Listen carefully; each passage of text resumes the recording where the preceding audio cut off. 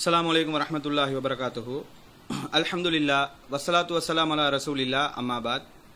அன்புக்குரிய அல்லாஹ்வின் நல்லடியார்களே, சத்தியத்திலிருந்து வழிகேட்டின் பக்கம் திரும்பிச் சென்ற ஃபர்சான் அவர்கள் தான் இந்த வழிகேட்ட கொள்கைக்கு செல்வதற்குரிய காரணங்கள் என்ன, எதனால் அவருடைய மனமாற்றம் ஏற்பட்டது என்று சொல்லி சில போலியான காரணங்களை முன்வைத்திருந்தார்.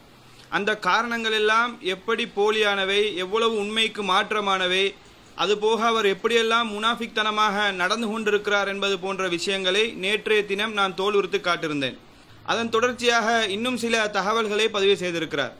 அதில் ஒரு அறிவாளி அவர்கிட்ட கேள்வி கேட்கிறாரு, எஸ்எல்டிஜே டிஎன்டிஜேல அதிகமான மக்கள் இணைகிறாங்களே, எதனால இணைகிறார்கள் என்று கேள்வி கேட்க அதுக்கு இந்த அறிவாளி பதில் சொல்றாரு.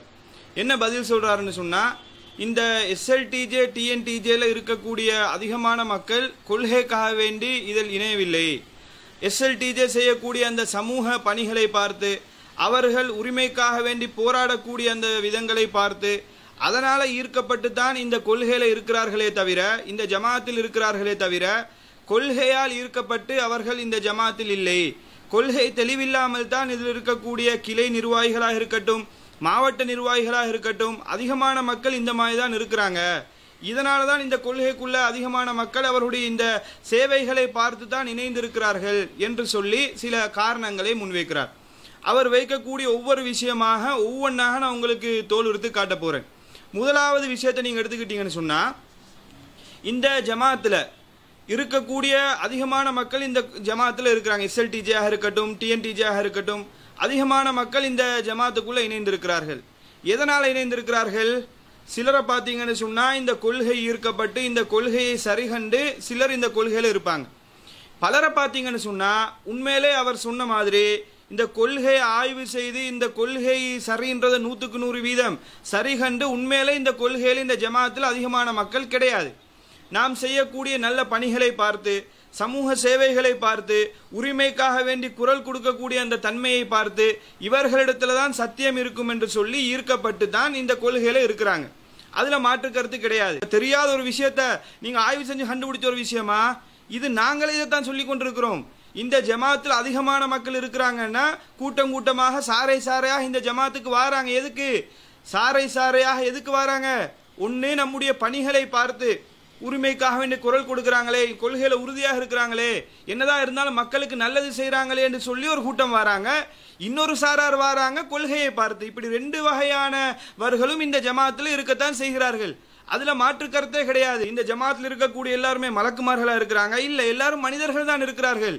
இது ஸ்ரீலங்கா தௌஹீத் ஜமாத், தமிழ்நாடு தௌஹீத் ஜமாத்ல மட்டும் கிடையாது. இஸ்லாத்திலே ஆரம்ப காலத்துல இப்படித்தான் நிலைமை இருந்துச்சு. அல்லாஹ்வுடைய தூதர் ஸல்லல்லாஹு அலைஹி வஸல்லம் அவர்கள் இந்த தூய்மையான இஸ்லாத்தை எடுத்து சொல்லும் போது எதற்காக வேண்டி மக்கள் ஈர்க்கப்பட்டாங்க? ஒரு சாரார் கொள்கையை விளங்கி இஸ்லாத்துக்கு வந்தார்கள். இன்னும் சிலர் அல்லாஹ்வுடைய தூதருடைய பண்பாடுகளை பார்த்து, அஹ்லாக்கை பார்த்து, அவர்களுடைய செயற்பாடை பார்த்து தான் இன்னும் சிலர் இஸ்லாத்துக்கு வந்தார்கள். ஆனால் இஸ்லாத்துக்கு வந்ததுக்கு பின்னாடி அவர்கள் கொள்கையை விளங்கி பின்னால் அவர்கள் உறுதியாக இருந்தார்கள். இது சாதாரண ஒரு மனிதருக்கு தெரிஞ்ச ஒரு விஷயமே. இதை ஜமாத்தை விட்டு மனமாற்றம் வந்ததுக்கு பின்னாடி தான் இந்த விஷயத்தை நீங்க கண்டுபிடிக்கணுமா? அதைத்தானே நாங்களே சொல்லி கொண்டிருக்கிறோம். அல்லாஹ்வுடைய தூதர் ஸல்லல்லாஹு அலைஹி வஸல்லம் அவருடைய காலத்துல சில சஹாபாக்களை பார்த்தீங்கன்னு சொன்னா திருமணம் முடிக்கிறதுக்காக வேண்டி வந்திருக்கிறாங்க. அபூ தல்ஹா என்று சொல்லக்கூடிய நபித்தோழர், உம்மு சுலைம் என்று சொல்லக்கூடிய பெண்மணிட்ட திருமணம் பேசுறாங்க. திருமணம் முடிக்கிறதுக்காக வேண்டி கேட்கும்போது அவங்க சொல்றாங்க, திருமணம் முடிக்கிறதுக்கு நான் ரெடி தான், ஆனா நீங்க காஃபிராக இருக்கிறீங்க.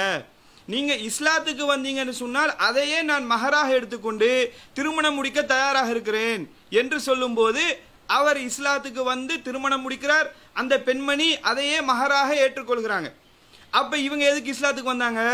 இதுல அல்லாஹ்வுடைய தூதர் ஸல்லல்லாஹு அலைஹி வஸல்லம் அவர்கள் சொன்ன வாதங்களை சிந்தித்து பார்த்து, திருமறை குர்ஆனை ஆய்வு செய்து பார்த்து தான் இஸ்லாத்துக்கு அந்த நபித்தோழர் வந்தாரா? திருமணம் முடிக்கணும் என்ற நோக்கத்துக்காக வேண்டி வருகிறார். ஆனால் திருமணம் முடித்ததுக்கு பின்னாடி இந்த கொள்கையை விளங்கி, இந்த இஸ்லாத்தை முழுமையான முறையில் விளங்கி, இஸ்லாத்துக்காக வேண்டி தியாகம் செய்யக்கூடிய அளவுக்கு மிகப்பெரிய தியாகியாக மாறுறாங்க. அப்ப இது சஹாபாக்களுடைய நிலைமையாக இதுவாக தான் இருந்துச்சு. இன்னும் சொல்ல போனா சில நபித்தோழர்கள், சில அந்த காலத்தில் அல்லாஹ்வுடைய தூதர் ஸல்லல்லாஹு அலைஹி வஸல்லம் அவருடைய காலத்துல ஒருத்தர் ரசூலுல்லாஹ்விட்ட கேட்கிறாங்க, அல்லாஹ்வுடைய தூதர் அள்ளி கொடுக்குறாங்க. உடனே அந்த கூட்டத்தில் போய் சொல்றாங்க, கூட்டமே நீங்களே இஸ்லாத்தை ஏற்றுக்கொள்ளுங்கள், மக்களே நீங்கள் இஸ்லாத்தை ஏற்றுக்கொள்ளுங்கள், அல்லாஹ் முஹம்மது என்பவர் அள்ளி அள்ளி கொடுக்கிறாரு, அங்க போனா நமக்கு கஷ்டமே இருக்காது, அங்க போனா நமக்கு வறுமையே இருக்காது என்று சொல்றாரு. அப்ப சஹாபாக்கள் எல்லாம் காசுக்காக வேண்டி தான் வந்தாங்க, இஸ்லாத்துல இருக்கிறார்கள் எல்லாம் காசுக்காக வேண்டி தான் இருந்தாங்கன்னு சொல்ல போறீங்களா? அந்த ஒவ்வொரு நோக்கத்துக்காக வேண்டி வந்திருப்பார்கள். ஆரம்பம் இந்த இஸ்லாம் ஈர்க்கப்படுறதுக்கு ஒவ்வொரு காரணங்கள் இருந்திருக்கலாம். ஆனால் எந்த நோக்கத்துக்காக வேண்டி வந்தாலும் இஸ்லாத்துக்குள் இணைந்ததற்கு பின்னாடி அல்லாஹ்வுடைய தூதர் ஸல்லல்லாஹு அலைஹி வஸல்லம் அவர்களை அழகிய முறையில் வார்த்தெடுத்தார்கள். நல்ல முறையில் அந்த சஹாபாக்களை உருவாக்கி எடுத்தார்கள். இன்னும் சொல்ல போனா நீங்க ரொம்ப எல்லாம் யோசிக்க தேவையில்ல. புகாரில வரக்கூடிய ஃபர்ஸ்ட் ஹதீஸ் என்ன சொல்லுது? அல்லாஹ்வுடைய தூதர் ஸல்லல்லாஹு அலைஹி வஸல்லம் அவர்கள் சொல்லக்கூடிய புகாரில வரக்கூடிய முதலாவது ஹதீஸ் என்ன? இன்னமல் அமாலு பின்னியாத், அமல்கள் யாவும் எண்ணத்தை பொறுத்துதான் பூர்த்தியாகும். வ இன்னமா லிகுல்லி இம்ரிஇன் மா நவா, ஒவ்வொருத்தரும் அவர் நினைத்ததுதான் கிடைக்கும். அல்லாஹ்வுடைய தூதர் சொல்றாங்க, எண்ணத்துக்கு தான் கூலி, நினைச்சதுதான் அவருக்கு கிடைக்கும் சொல்லிட்டு ரசூலுல்லாஹ் சொல்றாங்க. ஃபமன் கானத் ஹிஜ்ரத்துஹு இலா துனியா, யாருடைய ஹிஜ்ரத் துனியாவுக்காக வேண்டி இருக்குதோ யுஸீபுஹா, அதை அவர் அடைந்து கொள்வார்.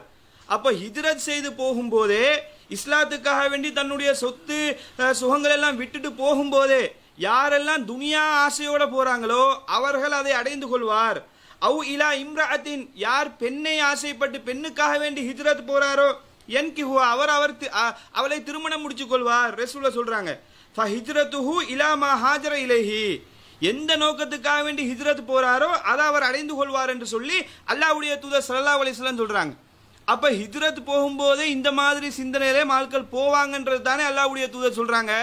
அப்ப இஸ்லாத்துக்குள்ள இப்படிப்பட்ட ஆட்களும் இருப்பாங்க என்றது தானே அல்லாஹ்வுடைய தூதர் ஸல்லல்லாஹு அலைஹி வஸல்லம் அவர்கள் இந்த செய்தியில சொல்லி காட்டுகிறார்கள். அப்ப இது இஸ்லாத்திலே ஆரம்ப காலத்தில் இருந்த ஒரு நிலைமைதான்.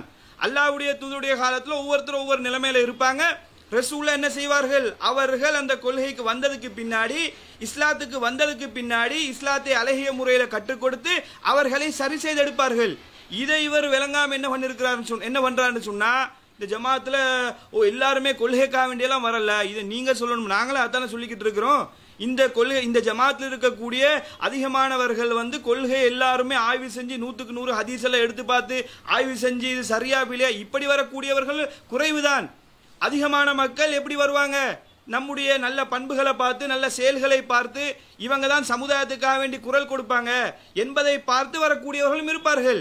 ரெண்டு சாராருமே இருக்கிறாங்க. இஸ்லாத்துக்கே இப்படி இருக்கும்போது இஸ்லாத்தில் இருக்கக்கூடிய இந்த கொள்கைக்கு இப்படித்தானே இருக்கும். அப்ப இது ஒரு சாதாரண விஷயம்தான். பர்சான் அவர் ஆய்வு செஞ்சு கண்டுபிடிச்சு சொல்லக்கூடிய ஒரு மெட்டரே கிடையாது. அடுத்ததாக என்ன சொல்றாருன்னு கேட்டா, இந்த கருத்தை நான் இப்ப சொல்லல, ஜமாத்துடைய முதல் மஷூராலே பதிவு செய்ததா சொல்றாரு. இது ஒரு பெரிய மெட்ரா? மஷூரால பதிவு செய்தான்னு சொன்னா இது நம்முடைய நிலைப்பாடே அதுதானே. அதை நீங்க என்ன மஷூரால பதிவு பண்றதுக்கு இருக்குது? மஷூரால அந்த தகவலை சொன்னாருதான், நாங்க யாருமே மறுக்கல. என்ன உண்மை அதுதானே, அதுல என்ன மறுக்கிறதுக்கு இருக்குது? உண்மை அதுதான். இந்த ஜமாத்துல பலர் கொள்கை விளப்பம் இல்லாமல் இருக்கிறாங்க, கொள்கை தெளிவில்லாமல் இருக்கிறார்கள். அவர்களை சரி செய்ய வேண்டும் என்ற நிலைப்பாட்டில் தான் நாங்களும் இருக்கிறோம். இதை நான் தலைவராக இருக்கும் போதே பதிவு பண்ணதா சொல்றாரு. இது நீங்க இல்ல, தமிழ்நாடு தௌஹீத் ஜமாத்துடைய முன்னாள் தலைவர் கூட இதைத்தான் பதிவு பண்ணிருக்கிறாரு. பிஜே அவர்களே இதை எந்த அளவுக்கு தெளிவுபடுத்துறான்னு சொல்லி பாருங்க. அடியக்காமங்கலம் அந்த ஊர்ல இருந்து ஃபைசல்ங்கிற ஒரு சகோதரர் கேட்கிறார். இது ரொம்ப ஒரு பயனுள்ள தேவையான கேள்வி தான் கேட்கிறார். என்ன கேட்கிறார்னா, தாங்கள் தூய்மையான எண்ணத்தோடு இஸ்லாமிய அழைப்பு பணி செய்து வருவது அனைவரும் அறிந்ததே. இருந்தாலும் தௌஹீது சகோதரர்கள் 100க்கு 95% பேர் தான் தாங்கள் சொல்லக்கூடிய ஆதாரங்களை ஆய்வு செய்து 95% பேர் தாங்கள் சொல்லக்கூடிய ஆதாரங்களை ஆய்வு செய்து பின்பற்றுவது இல்லை. தாங்கள் என்ன சொன்னாலும் அது சரியாகத்தான் இருக்கும் என்ற ஊகத்திலும் ஜமாத்தின் உறுப்பினராக இருக்கிறோம் என்ற எண்ணத்திலும் தான் பின்பற்றி வருகிறார்கள். 5 முதல் 10% உள்ள மக்கள் மட்டுமே சுன்னத் ஜமாத் மௌலவிகள் சொல்லக்கூடிய ஆதாரத்தையும் ஆய்வு செய்கிறார்கள். இது சரியான நடைமுறை கிடையாது. இது பற்றி கிளைதோறும் நடக்கக்கூடிய தர்பியாவில் விளக்கமாக எடுத்துரைக்க முடியுமா? விளக்கமாகவும் அனைவருக்கும் அறிவுரையாகவும் பதில் தரவும் கேட்டிருக்கிறார். அதாவது தௌஹீத் ஜமாத்தை பொறுத்த வரைக்கும் இந்த ஜமாத்துல இருக்கக்கூடிய சொல்லக்கூடிய நிலைமை நாமளே பலமுறை சுட்டிக்காட்டிய ஒரு விஷயம்தான். இங்கே ஜமாத்துல இருக்கக்கூடிய மக்களை பொறுத்த வரைக்கும் அவங்க என்ன செய்யறாங்கன்னா, குர்ஆன் ஹதீஸ் அப்படி அலசி ஆராய்ஞ்சி அவங்க ஷாஃபி என்ன சொல்றாங்க, ஹனபி என்ன சொல்றாங்க, சுன்னத் ஜமாத் என்ன சொல்றாங்க, தப்லீக் என்ன சொல்றாங்க, அப்படியெல்லாம் ஆய்வு செஞ்சுட்டு நம்ம கருத்தையும் சேர்த்து போட்டு இதான் கரெக்ட் அப்படியா பின்பற்றுறாங்க. அது ரொம்ப குறைவு தான் அவர் சொல்றபடி. அதிகமான பேர் எதனால தௌஹீத் ஜமாத்தை பின்பற்றுறாங்கன்னு கேட்டா, அவங்க ஆய்வு அளவுக்குலாம் போறதுக்கு அவங்களுக்கு இன்ட்ரெஸ்ட் கம்மியா இருக்கிறது.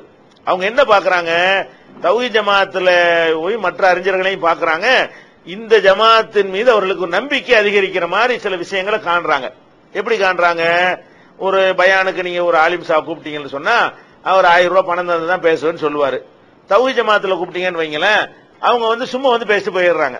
அப்ப அவர் பாக்குறாரு, இவங்க காசு வாங்கிட்டு பேசுறாங்க, இவங்க சும்மா பேசுறாங்க, இது கரெக்டா தான் இருக்கும், நம்பிக்கை அவங்களோட ட்ரஸ்ட் ஏற்படுது, நம்ம ஜமாத்தின் மீது என்ன செய்யுது, அவங்களுக்கு நம்பிக்கை ஏற்படுகிறது. அப்ப மார்க்க அறிஞர்கள் சொல்லக்கூடியவங்க வீடு வீடா போய் கத்தம் பாத்தி அப்படி மக்கள்கிட்டயே அவங்க காணிக்கை வாங்கி வாழ்க்கை நடத்துறாங்க. தௌஹீத் ஜமாத்துல உள்ளவங்க என்ன செய்யறாங்க, அது மாதிரி எதுவுமே மக்கள்கிட்ட கேட்க மாட்டேங்கிறாங்க. நம்மகிட்ட இருந்து ஒரு 10 பைசா அவர் வாங்கினது கிடையாது அப்படின்னு நினைக்கும் பொழுது இந்த ஜமாத்தின் மீது அவர்களுக்கு என்ன செய்யுது, ஒரு விதமான நம்பிக்கை, அவங்க கரெக்டா தான் இருப்பாங்க. அதே மாதிரி இதுல உள்ளவங்களை பாக்குறாங்க, எளிமையா இருக்கிறாங்க, ஆடம்பரம் கிடையாது, திமிரு கிடையாது, என்னை விட ஒரு பெரிய அறிவாளி உண்டான்னு நடந்துக்கிறது கிடையாது, ரொம்ப ஒரு சாதாரணமா மக்களோட மக்களாக என்ன செய்யறாங்க, பழகுறாங்க, மக்களோட மக்களாக சாப்பிடுறாங்க, இவங்களுக்கு தனியா ஸ்பெஷல் சாப்பாடு 2 கொட்டரா அப்படிலாம் கேட்கறது கிடையாது.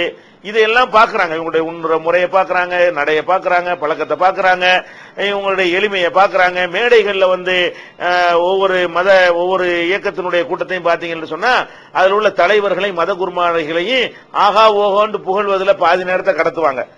ஒரு மாதிரி உண்டா, அவர் எப்படிப்பட்டவர் தெரியுமா, அவர் கை வச்சா போதும், அவர் காலை வச்சா போதும் அப்படிங்கிற மாதிரி எல்லாம் ஒரு பெரிய ஒரு இதெல்லாம் எக்ஸ்ட்ரா ஃபிட்டிங் எல்லாம் பண்ணி என்ன செய்வாங்க, அந்த ஆலிம்களுக்கு பெரிய மரியாதை உண்டாக்குவாங்க. அதே மாதிரி சமுதாய தலைவர்கள் எடுத்துக்கிட்டீங்கன்னு சொன்னா, இவரை விட்டா உலகத்தில் ஆள் கிடையாது, எப்படிப்பட்ட ஆள் தெரியுமான்னு சொல்லி அவருடைய வீர தீர பிரதாபங்களை எல்லாம் எடுத்து பேசுவார்கள். தௌஹீத் ஜமாத்துல பாக்குறாங்க, அவங்க வாட்டுக்கு டாபிக் நேரம் வர்றாங்க, குர்ஆனை சொல்றாங்க, ஹதீஸ் சொல்றாங்களே தவிர தனி நபர்களை பற்றி என்ன செய்யறதுல துதிபாடக்கூடியவர்களாக, ஒருத்தர் புகழ்ந்து மூஞ்சிக்கு நேரம் புகழ்ந்து பேசக்கூடியவர்களாக, 1-2 அறியாம இப்படி செஞ்சா கூட பெருமளவுக்கு இல்லாத அளவுக்கு என்ன செய்யறாங்க, தவிர்த்து கொண்டு வர்ற காட்சி என்ன செய்யறாங்க, பாக்குறாங்க. அப்ப இதை பார்க்கும்போது மக்களுக்கு என்ன வருது, இவங்க கரெக்டா இருக்கிறாங்களே, இதான சரியா இருக்குது, அவங்க சரி இல்லையே, இதனாலதான் தௌஹீத் ஜமாத் சொல்லக்கூடியது என்ன செய்யறாங்க, கேட்கறாங்க. அதே மாதிரி பெண்களுக்கு எவ்வளவு உரிமை இருக்கிறது, வரதட்சணை கொடுமை இருந்துச்சு, அதை எடுத்து யாராவது போராட்டம் பண்ணாங்களா, இவங்க வந்த பிறகுதானே வரதட்சணையாக கல்யாணம் நடக்கிறது, பொம்பளைங்களை பள்ளியாசலுக்கு வரதை பத்தி யாராவது பேசினாங்களா, அவங்களுடைய விவாகரத்து உரிமை பத்தி சொன்னாங்களா, அவங்க சொத்துரிமை பத்தி பேசினாங்களா, பெண்களுக்கு ஒரு கண்ணியம் இருக்கு, உரிமை இருக்குன்னு சொல்லி இந்த ஜமாத்தினால தானே அது ஏற்பட்டுச்சு அப்படின்னு நினைக்கும் பொழுது இந்த ஜமாத்தின் மீது அவர்களுக்கு என்ன செய்யுது, மரியாதை அதிகரிக்கும், கரெக்டா இருப்பாங்க. அதுபோக இந்த ஜமாத் மக்கள்கிட்ட பொருளாதாரத்தை திரட்டி பலவிதமான பணிகளை செய்யறத பாக்குறாங்க. எந்த விதமான ஆதாரப்பூர்வமான எந்த ஒரு ஊழல் குற்றச்சாட்டுக்கு இந்த ஜமாத் உள்ளானது கிடையாது. இந்த ஜமாத்துல இருந்து 10 லட்சம் ரூபாய் சுருட்டிட்டாங்கன்னு யாராவது சொல்ல முடியுமா, இந்த ஜமாத்துல 5 லட்சம் ரூபாய் தின்னுட்டாங்கன்னு சொல்ல முடியுமா? எதுக்காக வேண்டி நிதி திரட்டப்படுகிறதோ அந்த நிதியை அதற்காகவே செலவழித்து கணக்கு காட்டக்கூடிய வகையில சுத்தமான ஒரு ஜமாத்தாக இருக்கிற என்ன செய்யறாங்க, பாக்குறாங்க. இதெல்லாம் பார்க்கும் பொழுது இவங்க நல்ல ஒரு இயக்கமா இருக்கு. அதே மாதிரி போராட்டம் சொல்றாங்க, போராட்டம் போர்க்களம் இறங்கிட்டாங்கன்னு சொன்னா இவங்க யாரையும் பார்க்க மாட்டேங்கிறாங்க. எந்த கட்சி ஆட்சியில இருந்தாலும் அதனுடைய தவறுகளை சுட்டி காட்டுறாங்க, எதிர்க்கிறாங்க, நல்லதுகளை ஆதரிக்கிறாங்க. அவங்க ஆளுங்க ஒரு கட்சிக்கு சார்பாக இவங்க இறங்க மாட்டேங்கிறாங்க, சமுதாயத்தினுடைய பிரச்சனையை மட்டும் முன்னிறுத்தி பேசுறாங்க அப்படின்னு சொல்லி இந்த ஜமாத்தை பத்தி அவங்களுக்கு என்ன இருக்கு, ஒரு தனியான ஒரு மரியாதை. இப்படியான ஒரு காரணங்களை வைத்துத்தான் அதுபோக சொல்லக்கூடியதை தெளிவா சொல்றாங்க, ஆதாரத்தோட சொல்றாங்க, கண்ண முடிக்கு நம்புன்னு சொல்ல மாட்டேங்கிறாங்க. தாங்கள் சொல்வது தவறு என்று சொன்னால் உடனே திருத்தி என்ன செய்யறாங்க, பகிரங்கமா அந்த தவற ஒப்புக்கொள்றாங்க. இந்த மாதிரி நிறைய விஷயங்கள் அப்படி பாக்குறாங்க, எடை போட்டு பாக்குறாங்க. இந்த ஜமாத் இருக்கிறதுல நல்ல ஜமாத்தா இருக்கிறது, 100% நல்லதுன்னு சொல்ல இயலாது. இருக்கிற இயக்கங்கள்ல இந்த ஜமாத்துடைய தாயிகளும் உலமாக்களும் அறிஞர்களும் பேச்சாளர்களும் தலைவர்களும் நிர்வாகிகளும் நல்ல ஆட்களா இருக்கிறாங்க. இந்த செல்வாக்கை பயன்படுத்தி கட்ட பஞ்சாயத்து பண்றது இல்ல, இந்த செல்வாக்கை பயன்படுத்தி பதவியை நாடுறது இல்ல, இந்த செல்வாக்கை பயன்படுத்தி அரசியல் ஆதாயம் பெறுவது இல்ல, இப்படி நிறைய அடிக்கிட்டே போகலாம். அந்த மாதிரி பார்க்கும் பொழுது அப்படின்னா இவங்க சொல்றது கரெக்டா இருக்குன்னு கையை தூக்குறாங்க, நெஞ்சில கட்டினா கட்டுறாங்க. 90% பேரு இப்படித்தான் இருக்கிறார்கள். 10% பேர் தான் என்ன செய்யறாங்க, அவன் என்ன ஆதாரம் சொல்றான், இவன் என்ன ஆதாரம் சொல்றான், இவன் என்ன ஆதாரம் சொல்றான், கொண்டு வந்து வையா முட்டைங்க சொல்லு பதில அப்படின்னு சொல்லி ஆய்வு பண்ணி இதெல்லாம் தவறு இதெல்லாம் சரின்னு விளங்கி பின்பற்றக்கூடியவர்களாக ரொம்ப ரொம்ப குறைந்த எண்ணிக்கை தான் இருக்கிறாங்க. இதை மறுக்க இயலாது. ஆனா இது நல்லதா, இது நல்லது கிடையாது. எது நல்லது, கண்ணை மூடிக்கிட்டு தௌஹீத் ஜமாத் சொன்னா சரியா இருக்கும்னு போறது நல்லதானா, நல்லது கிடையாது. அப்ப மார்க்கத்தை அறிந்து கொள்வதற்கு நம்ம முயற்சிகளை குறைச்சிட்டோம். வெறும் நம்பிக்கை அடிப்படையிலே தான் போய்கொண்டிருக்கிறோமே தவிர மார்க்கத்தை அறிந்து கொள்வதற்காக ஆய்வு செய்வதற்காக நம்முடைய நேரங்களை நம்ம செலுத்துவது கிடையாது. மற்றவங்களுடைய கருத்துக்களை ஆய்வு செய்யணும், இது என்னன்னு கேட்கணும், அது என்னன்னு கேட்கணும், அந்த ஹதீஸ் கலைன்னா A to Z என்ன செய்யணும், உள்ள வரைக்கும் நுழைஞ்சு பார்க்கணும். இதெல்லாம் ஒரு கஷ்டமான விஷயம் கிடையாது. ஒரு விஷயத்துல இறங்கிட்டோம்னு சொன்னா ரொம்ப லேசாகி போயிடும். அப்ப அந்த மாதிரியான ஆய்வுகள் செய்வதெல்லாம் என்னஞ்சிருச்சு ரொம்ப குறைந்து கொண்டு வர்றது உண்மைதான். இவர் சொல்றபடி தர்பியாக்கள்லையும் பொது மேடைகள்லையும் நம்ம அதற்கான முயற்சிகள்ல இன்ஷா அல்லாஹ் செய்வோம். தர்பியாக்கள் மூலமாக எல்லாத்தையும் ஆய்வு செய்து பின்பற்றுவதற்குரிய ஆர்வத்தை நம்ம ஊட்டுவோம். நீங்க சொல்ற நல்ல யோசனை தான், இதை கடைபிடிப்போம். அடுத்து இன்னொரு தகவலை பதிவு செய்கிறார். சிலாவத்தில் நடந்த ஒரு செய்தியை அவர் பதிவு செய்கிறார். அதாவது சிலாவத்தில் இருக்கக்கூடிய ஒரு கிளை நிர்வாகி அழைத்து சூனியத்துக்கு தாக்கம் இருக்குதா என்று சொல்லி கேட்டிருக்கிறாங்க. அதுக்கு அவர் இல்ல தாக்கம் இல்லை, அல்லாஹ் நாடினால் தாக்கம் ஏற்படுமா அப்படின்னு சொல்லி கேட்டதுக்கு பின்னாடி அல்லாஹ் நாடினால் தாக்கம் ஏற்படும் தானே அப்படின்னு சொல்லி சிலாவத்தில் இருக்கக்கூடிய கிளை நிர்வாகி சொன்னாராம். பாத்தீங்களா, கிளை நிர்வாகிகளுடைய நிலைமை இதுதான். மாவட்ட நிர்வாகிகளாக இருக்கட்டும் அதிகமான மக்கள் இப்படித்தான் இருக்கிறான்னு சொல்லி சொல்றாரு. இது ஒரு இஸ்லாத்தை பற்றி கூட அடிப்படை அறிவில்லாம இந்த ஜமாத்துல இவரெல்லாம் எப்படி தலைவரா இருந்தாருன்னு சிந்திக்கக்கூடிய அளவு யோசிக்கக்கூடிய அளவுக்கு தான் இவருடைய வாதங்கள் இருக்குது. இவர் பேசக்கூடிய ஒவ்வொரு விஷயத்தையும் பாத்தீங்கன்னு சொன்னா அல்லாவே இவரை கேவலப்படுத்துறா. இந்த மாதிரி வாதங்களை முன்வைக்கிறது, இந்த ஜமாத்தை விமர்சனம் செய்யணும்ன்றதுக்காக வேண்டி இந்த மாதிரி விஷயங்கள் எல்லாமா பேசுவாங்கன்னு சொல்லக்கூடிய அளவுக்கு இவருடைய நிலைமைகள் இருக்கிறது. இது நான் கேட்கிறேன், இது இந்த இது ஒரு அதிசயமான விஷயமா? கிளையில் இருக்கக்கூடிய ஒரு நிர்வாகி இந்த மாதிரி இருக்கிறார் என்பது இது ஆச்சரியப்படுறதுக்கு ஒண்ணுமே இல்ல. அல்லாஹ்வுடைய தூதர் ஸல்லல்லாஹு அலைஹி வஸல்லம் அவருடைய காலத்துல சஹாபாக்களுடைய நிலைமை இப்படித்தான் இருந்துச்சு. எக்கச்சக்கமான ஆதாரங்களை நமக்கு முன்வைக்கலாமே. எந்த அளவுக்கு என்று சொன்னால், நபிகள் நாயகம் ஸல்லல்லாஹு அலைஹி வஸல்லம் அவருடைய காலத்துல இப்னு மஸ்ஊத் என்று சொல்லக்கூடிய ஒரு நபித்தோழர், இவர் என்ன பண்றாரு, தொழுகையில ருக்குல நாங்களே எங்க கை வைப்போம், இந்த கையை முட்டியை பிடிப்போம், நாங்க முழங்காலை பிடிச்சி தான் நம்ம ருக்கு செய்வோம். ஆனா இப்னு மஸ்ஊத் ரலியல்லாஹு அன்ஹு அவங்க என்ன பண்றாங்கன்னு சொன்னா, இந்த கைகளை இரண்டு கையையும் சேர்த்து தன்னுடைய தொடைக்கு மத்தியில வச்சுக்கொள்றார்.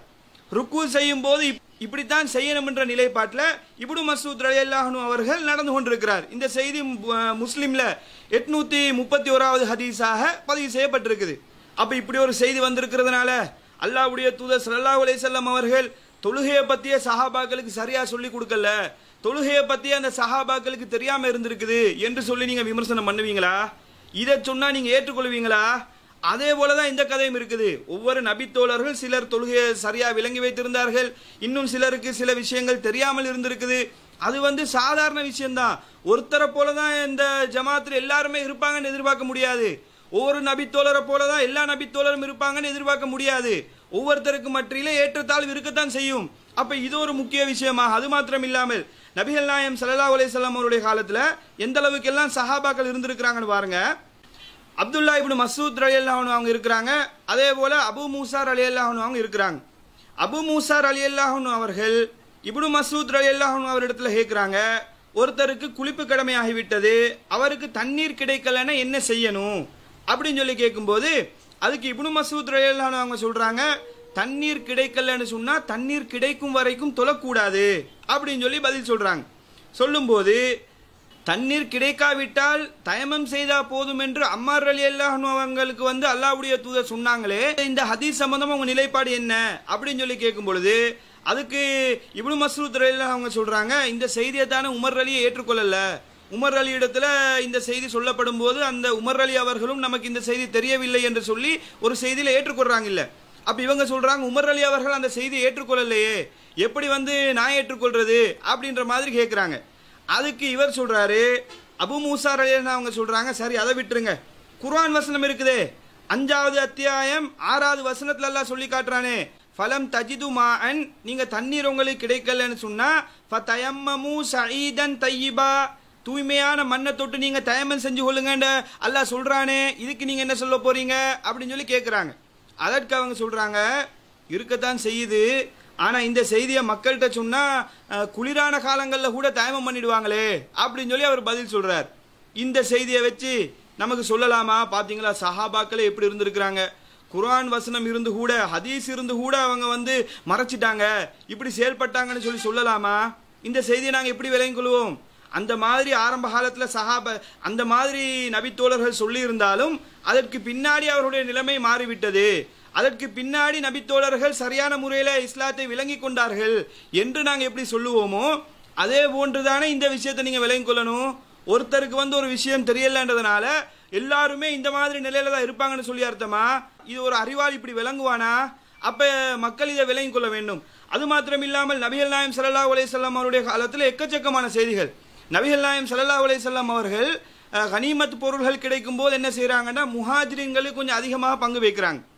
இந்த செயலை பார்த்து அன்சாரிகள் உடனே அல்லாஹ்வுடைய தூதர் ஸல்லல்லாஹு அலைஹி வஸல்லம் அவரிடத்தில் சொல்றாங்க, நீங்க நீதியாக நடந்து கொள்றீங்கல்ல, நீங்க அநீதியாக நடந்து கொள்கிறீர்கள். கனிமத் பொருள்கள் வரும்போது முஹாஜிரின்களுக்கு நீங்க அதிகமாக கொடுக்குறீங்க, அன்சாரிகளுக்கு கொடுக்குறீங்கன்னு சொல்லி அல்லாஹ்வுடைய தூதர் ஸல்லல்லாஹு அலைஹி வஸல்லம் அவர்கிட்ட கேட்கிறாங்க. நபிகள் நாயகம் ஸல்லல்லாஹு அலைஹி வஸல்லம் அவங்க கூட முஹாஜிரின்கள் தன்னுடைய சொத்து சோங்கள் எல்லாம் விட்டுட்டு மதீனாக்கு வந்த ஆட்களா இல்லையா? அன்சாரிகள் என்றது மதீனாவில் இருக்கக்கூடியவர்கள். அப்ப இவங்க தன்னுடைய சொத்துக்கள் எல்லாம் விட்டுட்டு மதீனாவுக்கு வந்திருக்கிறாங்க. இவர்களுக்கு நாங்க பொருளாதார ரீதியா கொஞ்சம் உதவிகள் பண்ணோம் என்ற அடிப்படையில் அல்லாஹ்வுடைய தூதர் செய்கிறார்கள். ஆனால் அன்சாரி தோழர்கள் இந்த கேள்வியை கேட்கும் போது அல்லாஹ்வுடைய தூதர் ஸல்லல்லாஹு அலைஹி வஸல்லம் சொல்றாங்க, நான் உங்களோடு இருக்கிறேனே அது உங்களுக்கு போதாதா? அப்ப அன்சாரிகள் அப்படியே அமைதியாகிறார்கள். எதற்காக வேண்டி சொல்றேன்னு கேட்டா, இது அல்லாஹ்வுடைய தூதர் ஸல்லல்லாஹு அலைஹி வஸல்லம் அநீதியாக நடந்து கொள்வார்னு சொல்லி நாங்க கேள்வி கேட்போமா? ரசூலுல்லாஹ் ஒரு செயலை செஞ்சா நல்லதுக்கு தான் செய்வாங்க, அதுல ஏதோ ஒரு விஷயம் இருக்கும், நல்ல ஒரு காரியம் இருக்கும்ன்றதை நாங்க விளங்குவோமே. ஆனா அந்த நபித்தோழர்கள் என்ன பண்ணிருக்கிறாங்க, பொருளாதாரத்தை அவர்களுக்கு அதிகமாக பங்கு வைக்கும் போது அநீதமா நடக்கிறீங்க அப்படின்ற மாதிரி கேட்கிறாங்க. நாங்களாக இருந்தால் கூட கேட்க மாட்டோம். ஆனால் நபிகள் நாயகம் ஸல்லல்லாஹு அலைஹி வஸல்லம் அவருடைய காலத்தில் அந்த சஹாபாக்கள் கேட்கிறாங்க. அதற்கு பின்னாடி அல்லாஹ்வுடைய தூதர் ஸல்லல்லாஹு அலைஹி வஸல்லம் அவர்கள் விளக்கம் சொல்றாங்க. அப்ப எதற்காக வேண்டி சொல்கிறேன் என்று சொன்னால், இதை சொல்லி பாத்தீங்களா சஹாபாக்களை இப்படி நடந்து கொண்டாங்க, இஸ்லாத்துல சஹாபாக்களை இந்த மாதிரி தான் இருந்தாங்க என்று சொல்லி நாங்க கேட்போமா? அப்படி கேட்டா எப்படி ஒரு முட்டாள்தனமோ அதே போலதான் இவருடைய வாதம் இருக்குது. அது மாத்திரம் இல்லாம இப்படி எக்கச்சக்கமான செய்திகள் இஸ்லாத்துல சில அடிப்படையான விஷயங்களை கூட சஹாபாக்களே தெரியாமல் தான் இருந்திருக்கிறாங்க. எந்த அளவுக்குன்னு சொன்னா, இப்னு மஸ்ஊத் என்று சொல்லக்கூடிய நபித்தோழர் குர்ஆன்ல வரக்கூடிய முக்கியமான 2 அத்தியாயம், 113வது அத்தியாயம், 114வது அத்தியாயம், இது ரெண்டுமே குர்ஆன்லயே கிடையாது. அது என்னுடைய ஏடுகள்ல இல்ல, அது ஒரு துஆ தான் என்று சொல்றாரு. குல் அஊது பிரப்பின் நாஸ், குல் அஊது பிரப்பில் ஃபலக், இந்த 2 சூறாக்களும் இது குர்ஆன்லயே கிடையாது, இது ஒரு துஆ தான் என்று சொல்லி அவர் சொல்றாரு. இதை வச்சு சொல்லலாமா? அல்லாஹ்வுடைய தூதர் ஸல்லல்லாஹு அலைஹி வஸல்லம் அவர்கள் வஹியை மக்களுக்கு எவ்வளவு ஆணைத்தரமாக போதித்தார்கள். அவன் சஹாபாக்களே அதை விளப்பம் இல்லாம இருந்திருக்கிறாங்க, அவர்களுக்கு குர்ஆன்டா எதுன்னு கூட தெரியாம இருந்திருக்கிறாங்கன்னு சொல்லி ஒருத்தன் கேட்டா எப்படி தனமான கேள்வியா நீங்க நினைப்பீங்களோ அதே போல தானே இதுவும் இருக்குது. ஜமாத்ல ஒருத்தட்ட கேள்வி கேட்டாங்களாம், பதில் சொல்லலையாம், அதனால எல்லாருமே விளப்பம் கொள்கையில தெளிவில்லாம இருக்கிறாங்க. அப்ப இந்த மாதிரி சில ஒரு சின்ன புள்ளத்தனமான சில வாதங்களை முன்வைத்துக் கொண்டிருக்கிறாரு. இப்படி ஏராளமான செய்திகள் நபிகள் நாயகம் ஸல்லல்லாஹு அலைஹி வஸல்லம் அவருடைய காலத்துல கூட சஹாபாக்களுக்கு தெரியாம இருந்திருக்குது. அப்ப அதெல்லாம் நாங்க எப்படி விளங்குவோம்? இப்படி தெரியாமல் இருந்திருந்தாலும் காலப்போக்கில் அவர்கள் இந்த மார்க்கத்தை நல்ல முறையில் படித்துக் கொண்டார்கள்.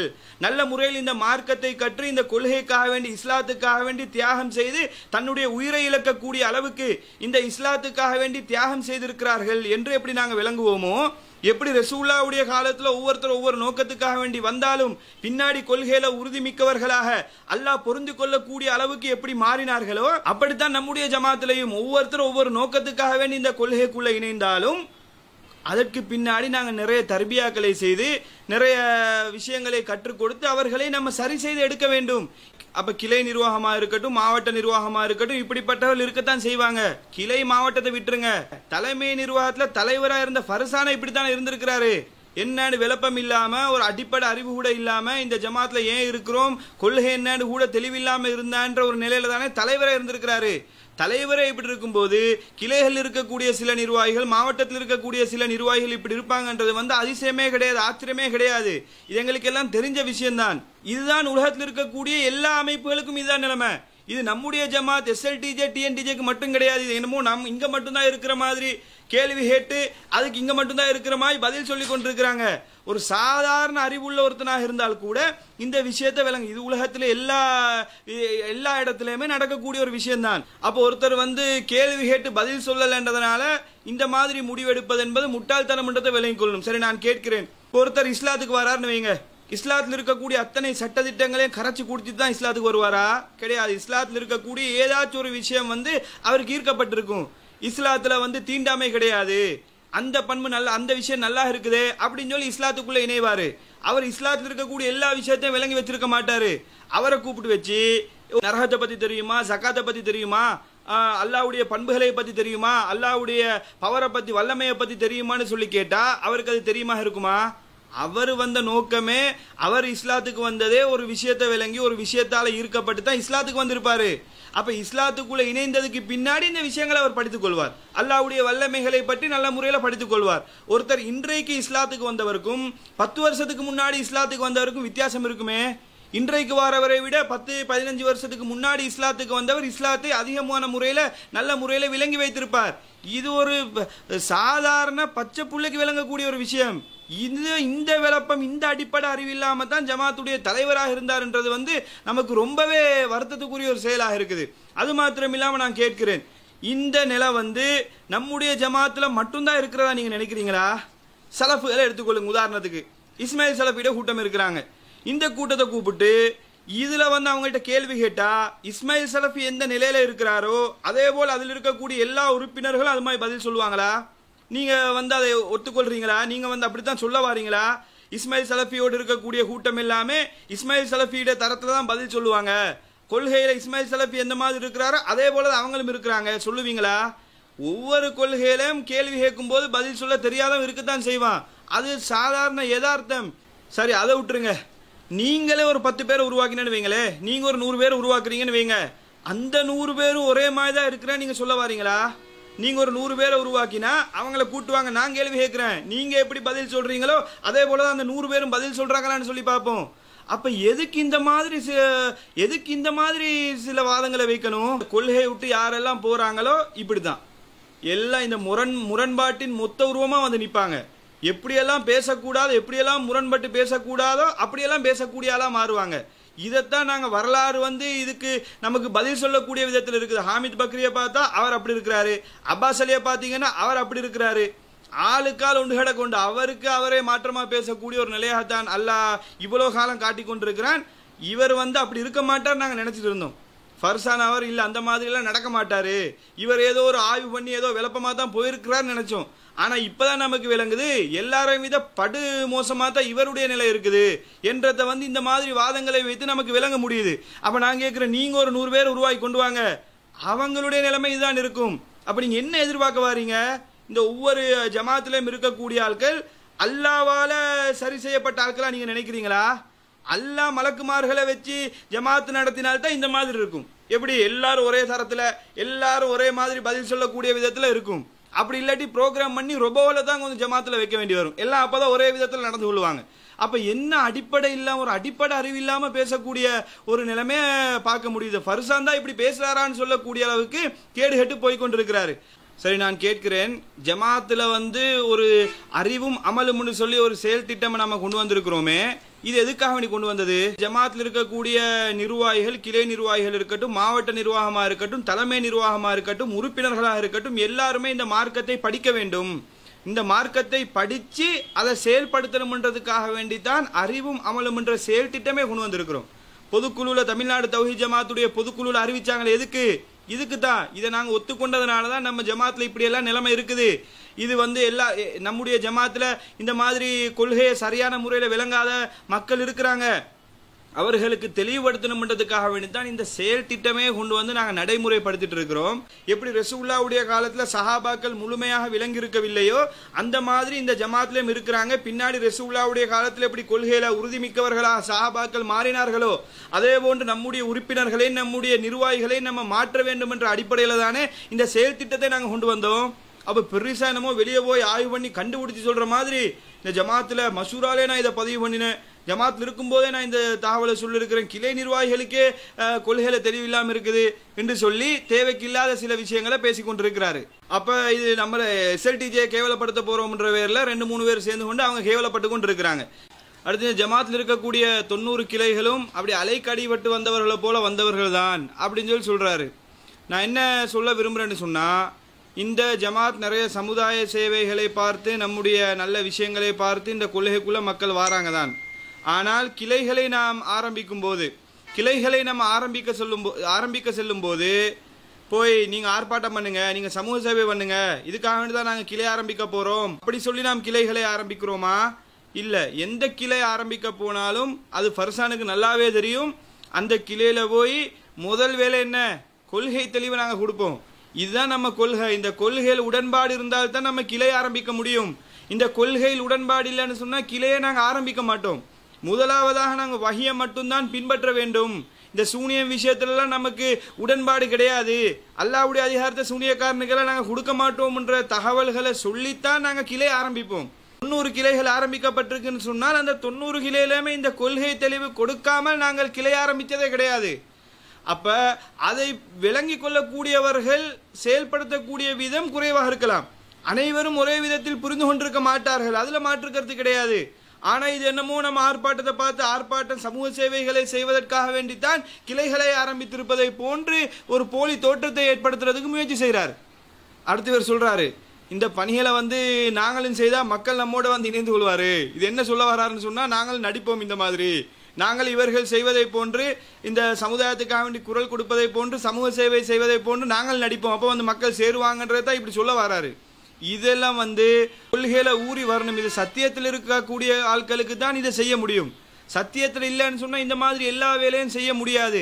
சமுதாயத்துக்காக வேண்டி உரிமைக்காக வேண்டி குரல் கொடுப்பது எதுக்காக நாங்க செய்யறோம்? இது மார்க்கத்தில் இருக்கக்கூடிய ஒரு விஷயமா நினைச்சு நாங்க செய்யறோம். மூசா அலைஹிஸ்ஸலாத்தை பற்றி எல்லாம் திருமறை குர்ஆன்ல சொல்றான்.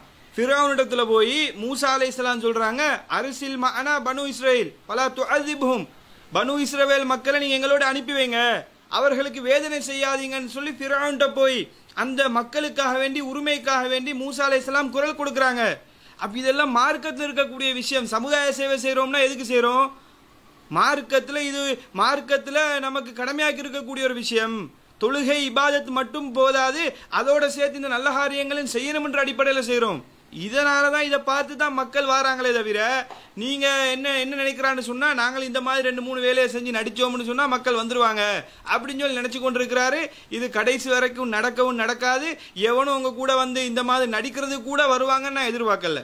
இந்த பொதுபல சேனை பிபிஎஸ் கண்டன்னு சொன்னா எல்லாம் துண்டக்கானம் துணியக்கானம் ஓடுவாங்களே தவிர, சமுதாயத்துக்காக வேண்டி குரல் கொடுக்கணும்ன்ற சிந்தனை எத்தனை பேருக்கு இருக்குன்னு நமக்கு தெரியல. அப்ப நடிக்கிறது கூட உங்க கூட சேருவாங்களான்ற சந்தேகம் தான். அப்ப இப்படி சொல்லி மக்களை மயக்கலாம்னு சொல்லி நினைக்கிறீங்க. உங்களுடைய நடிப்பை மக்கள் நம்ப மாட்டார்கள்ன்றதை நீங்க தெளிவாக புரிஞ்சு கொள்ள வேண்டும். அப்ப இந்த மாதிரி பேச பேச அல்லாஹ் கேவலப்படுத்தி கொண்டு தான் போவான். சும்மா ஜமாத்தை எதிர்க்கிறோம்ன்ற பேர்ல கண்ட மாதிரி அறிவுபூர்வமா இந்த வாதங்களையும் வைக்காம, நியாயமான பதிவுகள் எதையும் பதியாம இந்த மாதிரி பேசுனீங்கன்னு சொன்னா இன்னும் அல்லாஹ் கேவலப்படுத்துவானே தவிர எந்த பிரயோஜனம் உங்களுக்கு கிடைக்க போறது இல்லைன்றதை விளங்கி கொள்ள வேண்டும். அது மட்டும் இல்லாம இன்னும் சில விஷயங்களை பதிவு பண்றாரு.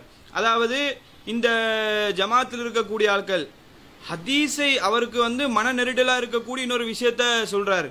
ஹதீஸ நம்பின ஆட்களை முஷ்ரிக்குன்னு சொல்றாங்க. ஹதீஸை நம்பியவர்களை எப்படி முஷ்ரிக்காக சொல்ல முடியும்? ஹதீஸ்களை நம்பியவரை எப்படி முஷ்ரிக் என்று சொல்ல முடியும்?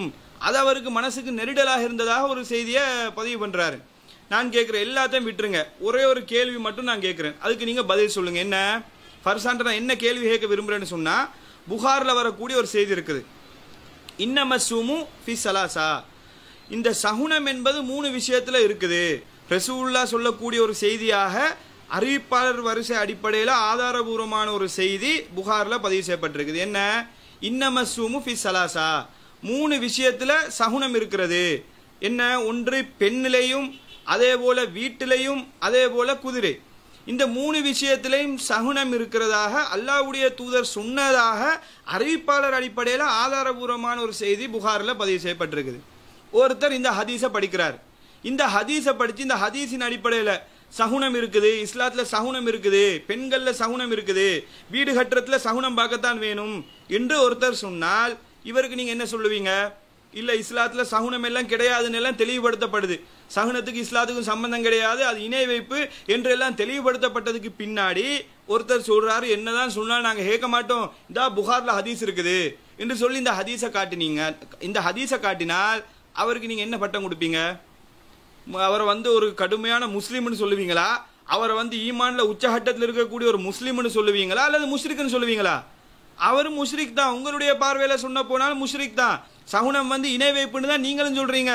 அப்ப ஹதீஸ்ல இருக்கு, அதனால நாங்க முஷ்ரிக்குன்னு சொல்ல மாட்டோம், ஹதீஸ்ல இருக்குது அதை நம்புறதுனால முஷ்ரிக்குன்னு சொல்லக்கூடாது என்று சொன்னால், சகுனம் இருக்குன்னு எவனாச்சும் சொன்னால் கூட அவனை முஷ்ரிக்குன்னு சொல்ல முடியாது, அது இணை வைப்புன்னு சொல்ல முடியாது. ஏன்? ஒரு புகார்ல ஹதீஸ் பதிவு செய்யப்பட்டு தானே இருக்குது. அந்த ஹதீஸ் நாங்க அந்த ஹதீஸ் ஏற்றுக்கொள்ளவில்லை, அது குர்ஆனுக்கு முரண்படக்கூடிய செய்தி என்று சொல்லி நாங்க மறுக்கிறோம்.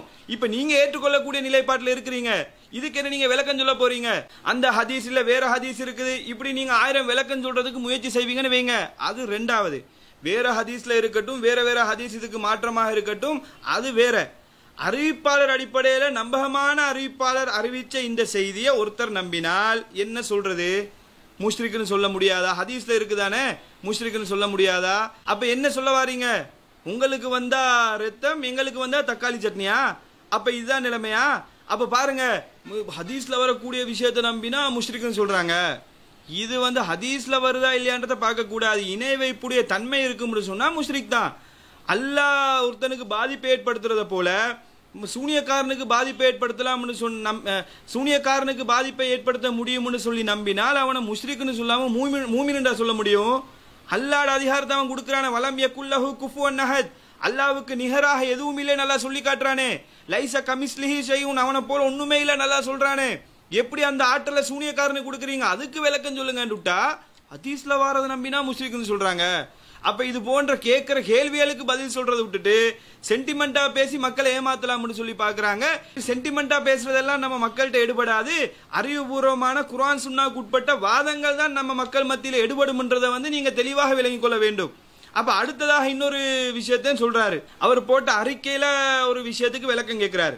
என்ன விஷயம்னு சொல்லி கேட்டா, என்னுடைய விலகலை வைத்து குர்ஆன் சுன்னாவுக்கு அப்பாற்பட்டவர்கள் குளிர்காய வேண்டாம் என்ற கருத்தில் ஒரு செய்தியை போடுறாரு.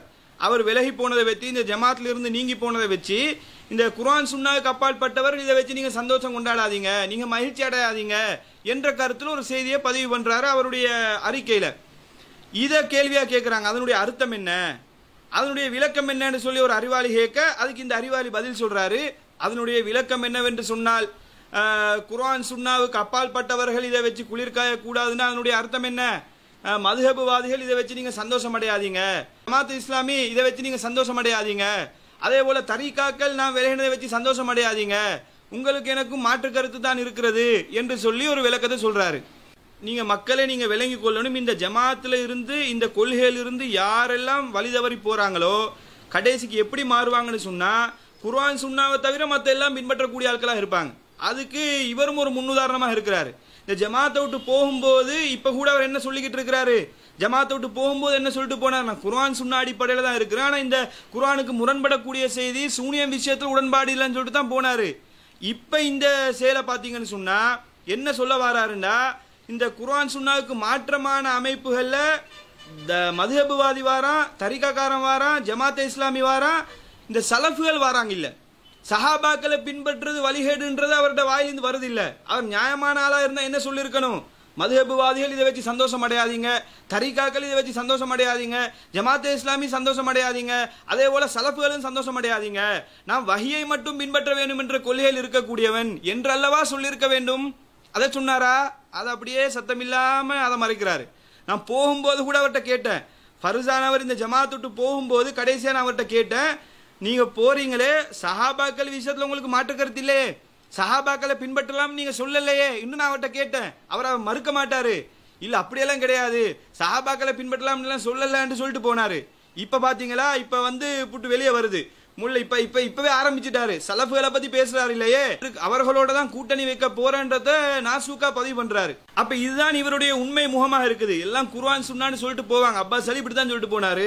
எந்த அளவுக்கு அப்பாஸ் அலி சொன்னார்னு கேட்டா, குர்ஆனுக்கு முரண்படக்கூடிய செய்திகள் விஷயத்துல அதுல அவருக்கு உடன்பாடு இருக்கிறதா சொன்னாரு.